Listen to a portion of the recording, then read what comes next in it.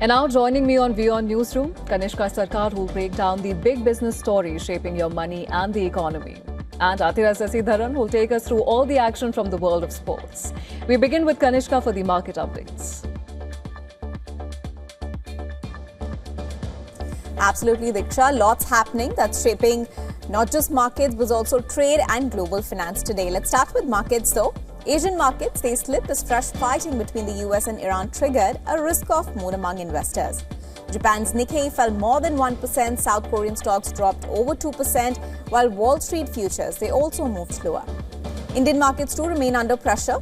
If we talk about oil, that remained elevated, Brent near that $97 per barrel mark despite a renewed Israel-Lebanon ceasefire as traders continue to monitor tensions around the Strait of Hormuz.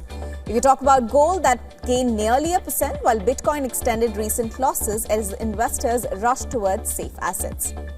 Next up, a major India-US trade deal may now just be weeks away. US Secretary of State Marco Rubio has said that both the countries are close to concluding a comprehensive bilateral trade agreement.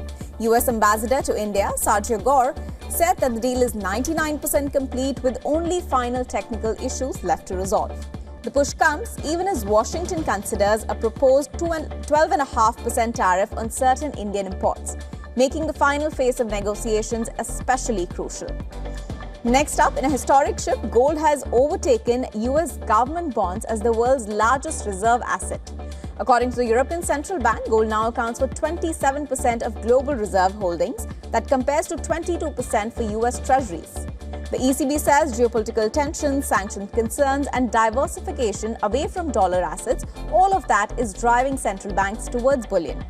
In a surprise twist, stablecoin issuer Tether emerged as the world's largest gold buyer in 2025, purchasing more gold than any central bank.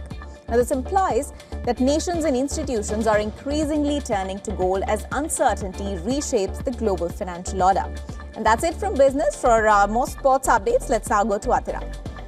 Thank you so much, Kanishka. Here are the top sports stories we're tracking for you at this hour. We'll begin with cricket first. Virat Kohli is set to miss India's forthcoming ODI series against Afghanistan because of a hamstring injury. Kohli sustained an injury during the Indian Premier League final. He was visibly struggling while anchoring Royal Challengers Bengaluru's chase against Gujarat Titans. The former India captain last played in international cricket in January and he was widely expected to carry his outstanding IPL form where he scored 675 runs into the ODI setup.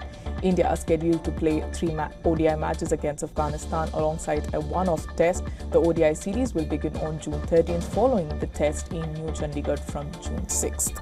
Over in tennis now, Cobolli has reached his major semi-finals at the Roland Garros. The 10th seed defeated Canadian Felix Auger-Aliassime in 4-set thriller in Paris. Cobolli came from a set down to beat the 4th seed 4-6, 6-4, 6-4, 6-4. It is the first time Cobolli has defeated a top 10 opponent at a major.